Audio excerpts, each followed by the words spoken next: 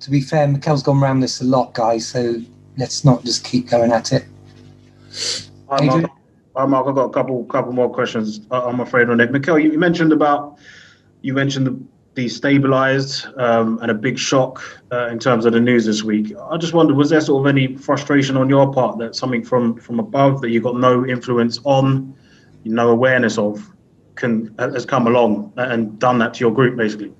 No, because each of us has a role at the football club, and my role is very clear, and I get involved in some things and I don't get involved in other things, and that's for something that are much better than me at doing that we rely and we trust, and that's the way the situation developed.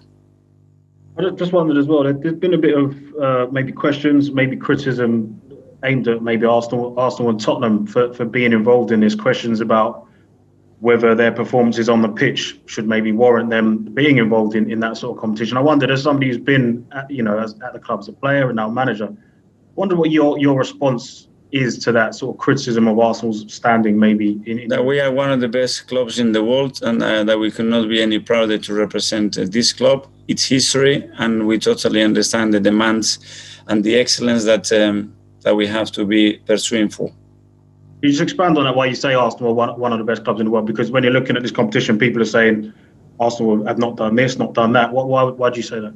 Because it's history, and you cannot deny the history. And that history is attached to results. It's attached to certain way of doing things, to certain values, to representing those in the right manner, to have the amount of support and love that we have around the world. And that's not a coincidence. That's been earned over years and years with merit to a lot of people that has been involved in the history of this football club. Just lastly, is there any concern about maybe the reputational damage that's been done to the clubs that have been involved in this process? All of them. And how big could that be?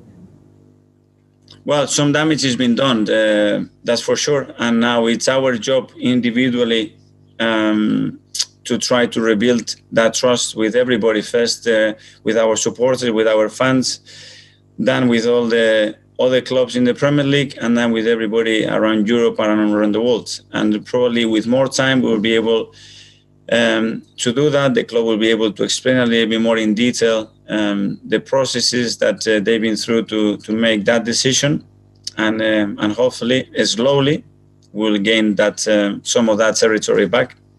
Thanks, Mikel. Appreciate that. Thank you. Thanks, Adrian. Nick? Hi, Mikel. Hi. If the Super League format had gone ahead as planned, how comfortable would you have felt managing Arsenal in it, particularly if, for example, you'd finished 9th this season, but still ended up in this format? How comfortable would you have felt going into those games?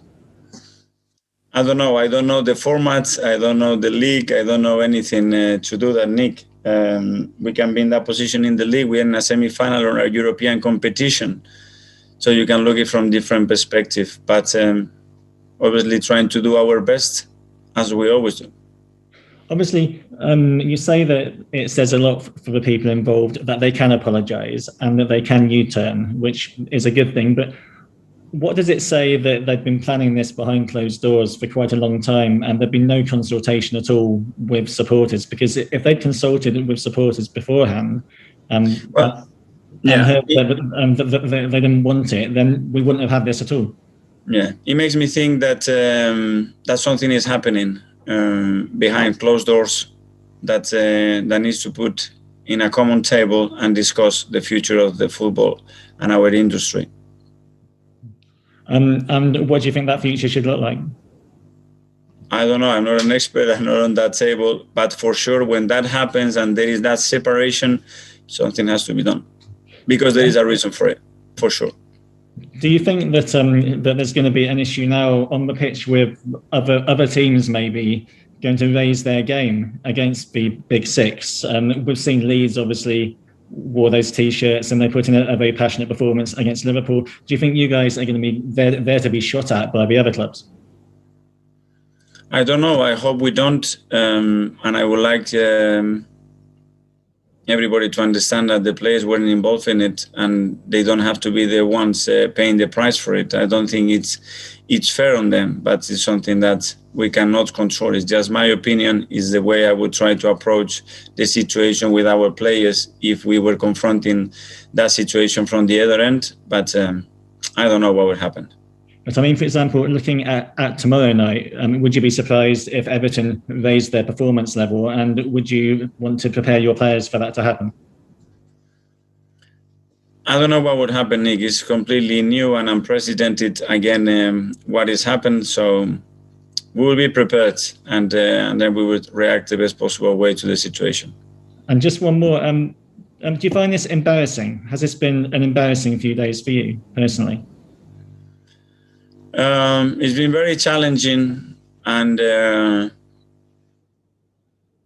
I would say that it puts us a little bit in the back foot again. So everything that we've been through with Mons and all the territory that we want, we feel like we've gone back a little bit. I think my biggest concern now and my biggest aim is to get our people and our fans back towards the team and feeling proud of it, get them in the stadium, get them close to them, and start to create that synergy, because that's really what has been missing since almost I joined, because in 2 months already we had this pandemic, and for me it's the most necessary thing that the team needs at the moment.